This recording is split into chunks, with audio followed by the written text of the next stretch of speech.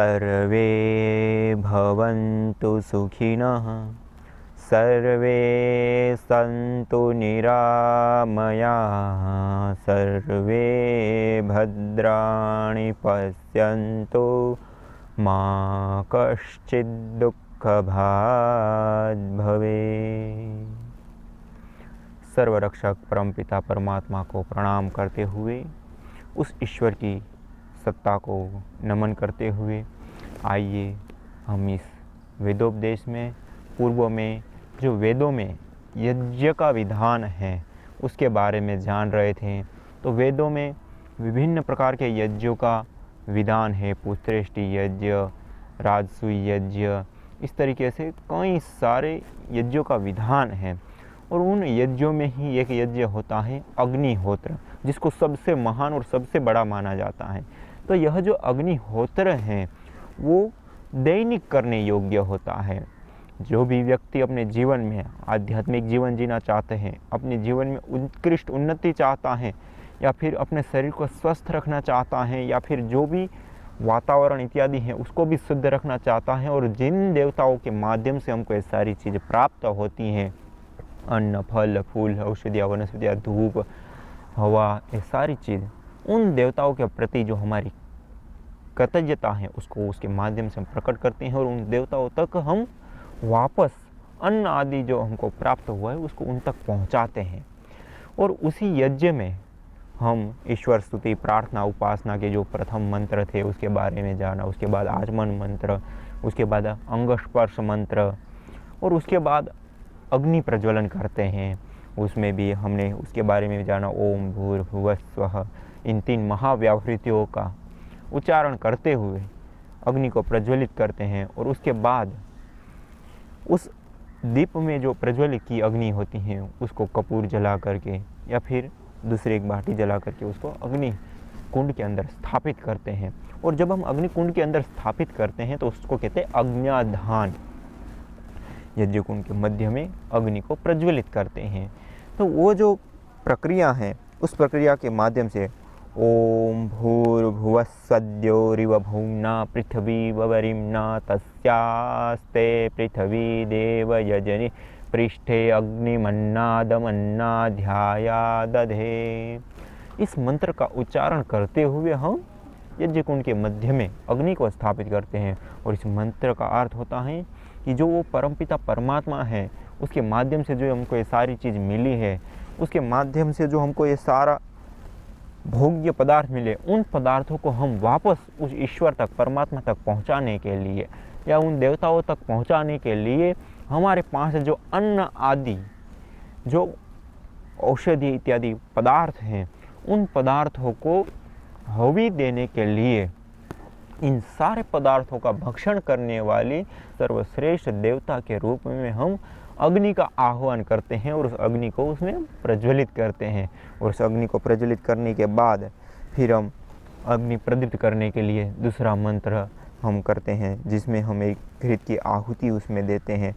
ओम उद्बुद्ध स्वाग्ने प्रतिजागृहीतं त्वमिष्ट्या पूर्ते संसृजेथा मयञ्च अस्मिन् सदस्थे यद्युत्तरस्मिन् विश्वे देवा यजमानश्च सीदत। इस मंत्र का उच्चारण करते हुए श्रुवे में घृत लेकर के घृत की आहुति देते हैं, जिससे हमने जो अग्नि को हमने स्थापित किया वो अग्नि बढ़े, वो अग्नि प्रज्वलित हो, वो प्रचंड हो। उसके लिए हम इस प्रकार से दूसरी घृत की आहुति देते हैं।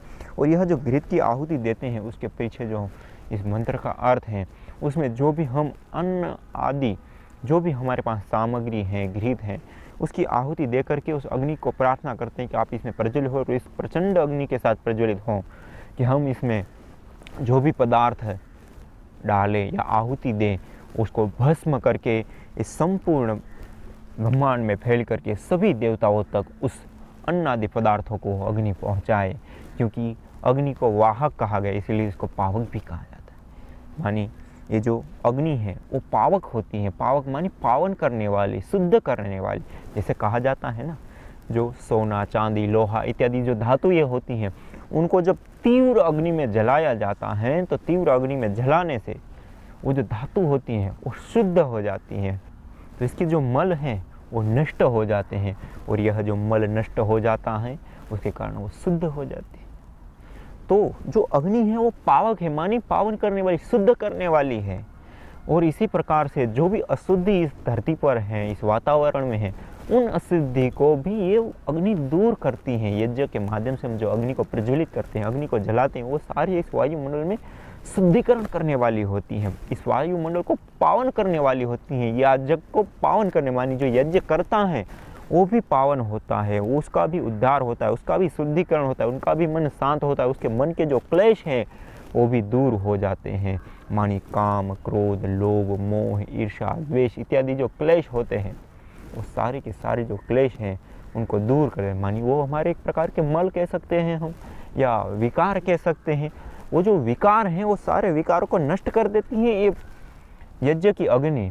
और हम देखें तो इस धरती पर जितनी भी चीज़ होती हैं उसका आधार को हम छोड़ दें, उसके आधार को हम तोड़ दें तो नीचे की ओर गिरती हैं। आपने कभी ये नहीं सुना होगा कि कोई भी व्यक्ति का पैर जो सीढ़ी से फिसल जाता है तो वहाँ से ऊपर चढ़ गया, वहाँ से हम नीचे गिरते हैं। या फिर कोई भी वस्तु है उसको जहाँ भी हम आधार है उसको वहाँ से छोड़ देंगे तो वहाँ से नीचे गिरेगी, ऊपर कभी नहीं उठेगी कोई भी वस्तु। लेकिन आप अग्नि को देखिए, अग्नि आप कहीं पे भी जलाएंगे तो ये सारे गुरुत्वाकर्षण बल या जो भी प्रक्रियाएं हैं उन सारी प्रक्रियाओं में सारी वस्तुएं तो नीचे आती, लेकिन ये अग्नि ऊपर की ओर उठती हैं। इन सारी प्रक्रिया मसाल होती हैं, उसको जला करके पूरी उल्टी कर दो, उल्टी कर देने के बाद भी वो अग्नि ऊपर ही उठेगी। क्यों? क्योंकि वो सत्व प्रधान होती हैं। इसलिए श्रीमद् भगवद गीता में भी कहा है, ऊर्ध्वम गच्छन्ति सत्वस्था। जो सत्वस्थ होते हैं वो ऊपर की ओर उठते हैं अपने जीवन में। या फिर अग्नि भी, जो भी पदार्थ है जो सत्वस्थ होते हैं उसमें हल्कापन आ जाता है।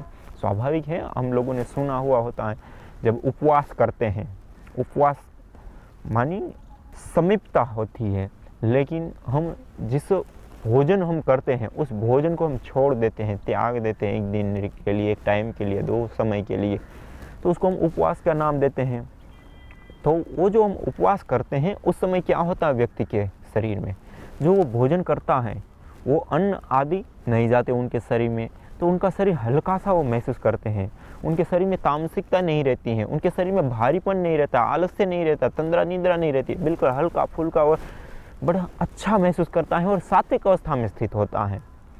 तो वो जो सात्विक अवस्था होती है वो हल्कापन महसूस कराता है। और ये अग्नि हल्की होती है, उसका कोई भार नहीं होता, इसलिए ऊपर उठती है। तो इस अग्नि के माध्यम से हम उस अभिप्सा के साथ जुड़े, इस अग्नि से वो अभिप्सा हम अपने भीतर जगाए कि हम भी जैसे अग्नि ऊपर उठती हैं वैसे हम भी ऊपर उठे अपने जीवन में। सारी कामनाओं, सारे विकारों, सारी विषय वासनाएं और सारे भोग्य पदार्थों के बीच में रहते हुए भी हम अपने जीवन को एक ऐसी उत्कृष्टता को प्राप्त करें, इन सारी चीज़ों से ऊपर उठ करके हम अपने जीवन में एक अद्भुत विकास को प्राप्त करें, जो आध्यात्मिक जीवन की चरम उत्कर्ष कहा जाता है, वहाँ तक हम पहुँच पाए। उसके लिए ये अग्नि हमको जब हम प्रज्वलित करते हैं, वो अग्नि, यज्ञ की अग्नि हमको ये प्रेरणा देती है कि आओ आप भी ऊपर उठो, आप भी मेरे साथ चलो। मानी हम अपने जीवन में ऊपर की ओर उठे। और ये अग्नि में जैसे मैंने कहा कि पावक गुण होता है, पावन करने का गुण होता है, वो गुण भी हम धारण करें, वो हमको भी पावन करती हैं। इसी प्रकार यह जो अग्नि है उसमें जो भी चीज़ डालते हैं उस चीज़ों को कई गुना बढ़ाने की सामर्थ्य होती है। तो हम भी अपने जीवन में जो भी अपने को मिला है उसके माध्यम से ज़्यादा लोगों को, जितना हम सुख सुविधाएं या भोग्य साधनों का हम प्रयोग करते हैं उससे कई गुना ज़्यादा लोगों को काम है, कई गुना ज़्यादा इस समष्टि के लिए उपकारी बन सकते हैं। यज्ञ की अग्नि में हम जो भी आहुति देते हैं, अन्न, घृत, औषधियाँ, जड़ी बूटियाँ, तो उसकी जब आहुति देते हैं तो यज्ञ कुंड स्वयं उसका भोग नहीं करता, वो अग्नि स्वयं उसका भोग नहीं करती, अपितु उसको सूक्ष्म रूप दे करके पूरे वायुमंडल में फैला देती है। तो जो भी हम उसमें आहुति देते अति सूक्ष्म होकर के पूरे वायुमंडल में फैला करके जीव मात्र का कल्याण करती है, इस प्रकृति लिए एक अहम भूमिका निभाती है। इसी प्रकार हम स्वयं भी अपने पास जो भी पदार्थ हैं, जो भी शक्ति हैं, जो भी सामर्थ्य है, उसका भोग नहीं अपितु उपभोग करे, मानी आवश्यकता के अनुसार उसका प्रयोग करे और बाकी समष्टि के लिए, समाज के लिए, समस्त जीवों के लिए भूमिका अपनी निभाए कि सबके कल्याण के लिए काम हो, सबका उद्धार हो, सबके लिए श्रेष्ठ उत्तम काम हो, सब जगह पे खुशियाँ बटें, सुख की वृद्धि हो, समृद्धि की वृद्धि हो, ऐसा कुछ काम करे तो उससे हमारा जीवन की सार्थकता होगी। तो ये सारी हम अग्नि के जो गुण हैं उन गुणों को हम अपने भीतर प्रतिष्ठित कर पाते हैं। और ये जो अग्नि है ये यज्ञ की, वो देवानाम मुख, देवताओं का मुख कहा गया है। इस अग्नि के अंदर हम जो भी आहुतियाँ देते हैं वो सारे देवताओं तक पहुँचती हैं और सभी देवता तृप्त होकर के, खुश होकर के फिर हम लोगों के लिए अन्न, जल, फूल, फल, औषधियाँ, सब चीज़ें वापस हमको शुद्ध, पवित्र और पुष्टिकारक प्रदान करते हैं। उसका हम कुछ भक्षण करते हैं और जो बाकी हैं उसको वापस हम उसी को अग्नि में आहुति देते हैं, फिर वो देवता तृप्त होते हैं, उससे हम तृप्त होते हैं। मानिए हमारा परस्परता का जो भाव है वो भाव इतना उत्कृष्ट बना रहता है जिसके कारण हम अपने स्वयं के जीवन को तो आगे बढ़ा ही सकते हैं, लेकिन उसके साथ साथ जो समष्टिगत जीवन है, जो सामाजिक जीवन है, उसमें भी हम एक बहुत बड़ी भूमिका निभा सकते हैं। और ये जो यज्ञ हैं वह कोई कर्मकांड या फिर कोई एक धर्म विशेष को मानने वाले लोगों के लिए या फिर कोई आडंबर पाखंड नहीं, अपितु एक संपूर्ण वैज्ञानिक प्रक्रिया है और इस प्रक्रिया को कोई भी कर सकता है। बड़ी ही सरल, सीधी सादी प्रक्रिया होती है। और ये जो दैनिक यज्ञ हवन होता है उसमें ना तो पंडितों को बुलाने की आवश्यकता होती है, हम अपने घर में ही अपने जो कुछ मंत्र हैं उन मंत्रों का उच्चारण करते हुए उस सामग्री की, हवन सामग्री की आहुति देनी होती है और घृत की आहुति देते हैं तो ये संपन्न होता है यज्ञ और इसी से सारा कल्याण होता है। जब हम विशेष यज्ञ करते हैं या बड़े याग करते हैं, पुत्रेष्टि यज्ञ है, राजस्वी यज्ञ है या फिर ऐसे जो दूसरे बड़े बड़े याग कहे जाते हैं जिसको, उनका जब हम प्रचलन करते हैं या उसको जब हम रचाते हैं या उसको जब हम करने की चेष्टा करते हैं तो उस समय उसको जानने वाले जो विशिष्ट लोग होते हैं, जो उसके ऊपर विशेष उन्होंने अध्ययन किया है, जिसका अनुभव है, उन लोगों की आवश्यकता होती है क्योंकि उसमें और भी अन्य क्रियाकलाप होते हैं। लेकिन जो दैनिक अग्निहोत्र है, हवन है, उसके लिए इतनी विशेष कोई आवश्यकता नहीं होती। इसमें तो साधारण सा एक हवन कुंड होता है, हवन सामग्री होती है, गीत चाहिए और आचमन पात्र इत्यादि सामान्य सी एक पद्धति, एक विधि है। उस विधि विधान के तहत हम अपने ही घर पे हर रोज़ हम सुबह शाम संध्या के समय इस हवन को, इस यज्ञ को हम कर सकते हैं। और इस यज्ञ को, हवन को करने से हमारा घर भी पवित्र रहता है, हमारा तन भी पवित्र रहता है, हमारा मन भी पवित्र रहता है, इस वायु भी पवित्र रहती है और यहाँ सब जगह पर हमारे मन में, तन में या फिर वायु में जो भी रोग हैं, जो भी शोक हैं, जो भी अशुद्धि हैं, उनको वो यज्ञ दूर करता है। इसलिए इसको कहा है सर्वांगीण चिकित्सा पद्धति, क्योंकि यही एक ऐसी विधा है जिसको करने से हमारा तन भी शुद्ध होता है, जिसको करने से हमारा घर भी शुद्ध होता है, जिसको करने से हमारी बुद्धि भी शुद्ध होती है, जिसको करने से सारा वातावरण भी शुद्ध होता है। मानी चारों ओर से सभी जगह पे जिसका प्रभाव एक अद्भुत रूप से पड़ता है और इतना विशेष लाभ मिलता है कि उसकी बात ही मत पूछो। और जैसे हम जानते हैं एक परमाणु विद्या, तो जो परमाणु होते हैं, जैसे परमाणु बम की बात हम करें तो हमारे दिमाग में एक ऐसी विचित्र सी घटना आती है कि इतनी सूक्ष्म उसमें ऊर्जा होती है जिसके विस्फोट होने पर बहुत ही बड़ी मात्रा में एक नुकसानकारक स्थिति पैदा हो जाती है और वहाँ पे रहने वाले लोग जो होते हैं वो तुरंत तो मरते ही मरते हैं, लेकिन उसका जो दुष्प्रभाव है वो सालों सालों तक रहता है। जो हिरोशिमा, नागासाकी इत्यादि जगहों पर जो बम का विस्फोट हुआ कई सालों बाद भी, उसका प्रभाव आज भी बहुत बड़ी मात्रा में दिखाई दे रहा है। तो हमको एक ऐसी विधा हमको ध्यान में आती है। लेकिन तो यह जो यज्ञ है वो उससे भी कई गुना ज़्यादा बढ़ कर के हैं, अर्थात एक आणविक प्रक्रिया के ऊपर भी इसका इतना बड़ा प्रभाव रहता है। अर्थात ये जो यज्ञ से जो पैदा होने वाली जो गैसें हैं वो गैस इतनी महत्वपूर्ण और इतनी अद्भुत हैं कि सारी समष्टि में जो भी विषाक्तता है, जो भी प्रदूषण है, उसको खत्म करने के लिए एक अद्भुत भूमिका निभाती है। और इस यज्ञ के माध्यम से जो भी ऊर्जाएं निकलती हैं, उस ऊर्जाओं के ऊपर जो विभिन्न प्रकार के अनुसंधान हुए, जो रिसर्च हुए, वो बताते हैं कि जो आज पृथ्वी पर जिस मात्रा में हमने उद्योग लगाए हैं अंधाधुंध दौड़ में, उस उद्योग के कारण जो इस पूरी समष्टि में जो एक प्रदूषण का वातावरण बना हुआ है, उस वातावरण को दूर करने के लिए यह यज्ञ एक अहम सक्षम हमारे सामने साधन है। आज पूरे विश्व के सामने जो समस्याएं हैं, वायु प्रदूषण, ओजोन परत का क्षरण, global warming, bacterial viral disease से लेकर के कई सारी ऐसी बीमारियां और कई सारी ऐसी समस्याएं हैं, जिन सारी समस्याओं का समाधान केवल मात्र आज कोई हमारे सामने एक मसाल की तरह सशक्त है, तो वो है यज्ञ, वो है हवन।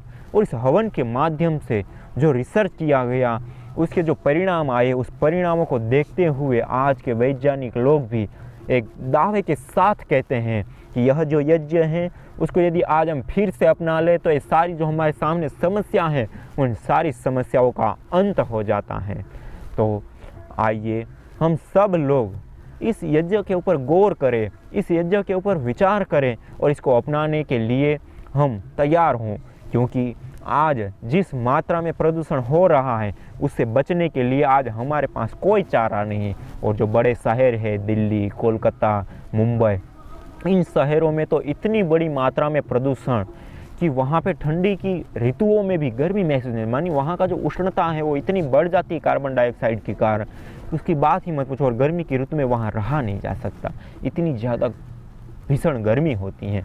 तो ये जो गर्मी है वो किस कारण से होती हैं? वो सारा जो प्रदूषण है उसके कारण। और उसके साथ साथ आज पूरे भारत में कई करोड़ लोग ऐसे हैं जो लंग्स के समस्याओं से पीड़ित हैं, लंग्स के कैंसर या फिर टीबी इत्यादि के कई सारे ऐसे रोग हैं जिसके कारण, वायु प्रदूषण के कारण वो रोग पैदा होते हैं और उससे पीड़ित हैं। और उसको भी हमको ठीक करना है तो हमको यज्ञ अपनाना पड़ेगा। इसलिए यज्ञ कोई एक हमारे लिए औपचारिक नहीं, अपितु आज हमारे लिए एक अनिवार्य शर्त जैसा हो जाएगा। और आज के समय में जो ये सारी समस्याएं हैं उससे हम बचना चाहते हैं, इस वायु प्रदूषण से बचना चाहते हैं, और इस अंधाधुंध दौड़ के पीछे जो ये सारा जो अशुभ हो रहा है उसको बचाना चाहते हैं, उससे बचना चाहते हैं, तो हमको निश्चित रूप से इस यज्ञ की ओर मुड़ना चाहिए। जो हम दैनिक अग्निहोत्र कहते हैं, दैनिक यज्ञ कहते हैं, उसको करेंगे तो निश्चित ही हमारा भी कल्याण होगा, हमारा घर भी शुद्ध पवित्र रहेगा, हमारा तन भी शुद्ध पवित्र रहेगा, रोगों से रहित रहेगा। उसके साथ साथ हमारा जो मानसिक तनाव है वो भी दूर होगा और हमारी मानसिक क्षमता है उसमें वृद्धि होती है, हमारी बुद्धि शुद्ध होती है, अर्थात हमारा विवेक जागृत रहता है, क्योंकि ये एक अति सूक्ष्म है और हमारा मन भी सूक्ष्म है। उससे भी ज़्यादा सूक्ष्म ये जो यज्ञ से पैदा होने वाली जो ऊर्जा है वो है। और वो जो ऊर्जा है वो हमारे मन के ऊपर एक ऐसा प्रभाव डाल देती हैं। जो भी सुबह शाम इस यज्ञ को करते हैं और उसके सामने 10 से 15 मिनट बैठते हैं और लंबे गहरे सांस लेते हैं, उनके मन में कभी विकार नहीं आएगा, उनके बुद्धि में कभी विवेक नहीं खोया जाएगा। अर्थात जो हम आध्यात्मिक जागृति चाहते हैं, हम अपने जीवन में जो उत्कृष्टता चाहते हैं कि हम हमेशा जागरूक रहे, कहीं सो ना जाए, अर्थात हम प्रमादी ना बन जाए, आलसी ना बन जाए, हम अपने जीवन में निकृष्टता जिसको कही जाती या निम्नता कही जाती उसमें प्रवृत्त ना होकर के हम हमेशा अपने जीवन में उच्च जीवन को जिए, ऊपर की ओर उठें। तो उसके लिए भी हमको यज्ञ को अपनाना पड़ेगा, क्योंकि यज्ञ से हमारा तन, मन और हमारी बुद्धि तीनों ही पवित्र व शुद्ध रहते हैं। हमारा विवेक जागृत रहता है, हमारी बुद्धि में जो विवेक है वो कभी डूबता नहीं। इसलिए हमको यज्ञ को अपनाने से केवल एक ही लाभ है ऐसा नहीं, वो चारों ओर से हमको लाभ देने वाला है। और यही यज्ञ एक बहुत बड़ा परोपकार का हमारे पास साधन है। जब हम यज्ञ करते हैं, हवन करते हैं, तो उसके माध्यम से जो गैस पैदा होती है केवल हमारा ही कल्याण नहीं करती, अपितु इस वायुमंडल में फैल करके हमारे अड़ोसी पड़ोसियों से लेकर के पूरे इलाके के जो लोग होते हैं उन सब लोगों के लिए एक स्वास्थ्यप्रद वातावरण देता है, उनके रोगों को भी दूर करने की एक शक्ति, एक सामर्थ्य प्रदान करता है। इसलिए इस यज्ञ के माध्यम से जो सारा कल्याण का काम होता है उसके पुण्य भी हमको मिलते हैं, और इसलिए हमारा इहलौकिक मानी यह जीवन भी और पारलौकिक हमारा जो जीवन है उसका भी कल्याण होता है। और चारों ओर से हम जिस ओर से इस यज्ञ को तोलेंगे या देखेंगे, चारों ओर से हमको लाभ ही लाभ दिखाई देंगे। तो हम क्यों ना ऐसे यज्ञ को, ऐसे अग्निहोत्र को, इसको ऐसे हवन को हम अपनाएं। आइए हम सब मिलकर के इस अग्निहोत्र हवन को अपनाते हैं और पूरे विश्व के सामने जो है ज्वलंत समस्याएं हैं, ग्लोबल वार्मिंग की, ओजोन परत का क्षरण, वायु प्रदूषण या शरीर में विभिन्न प्रकार की बीमारियां, या फिर ये जो वनस्पतियों के ऊपर जो अत्याचार हो रहे हैं प्रदूषण के कारण, उन सब को रोकने के लिए और उसके साथ साथ एक दिव्य वातावरण इस पूरे भूमंडल पर छा जाए, उसके लिए आइए हम सब लोग इसके साथ जुड़ते हैं और इस दिव्य कार्य को अपनाते हैं। आज इतना ही। इसी के साथ ओम शांति शांति शांति ओम।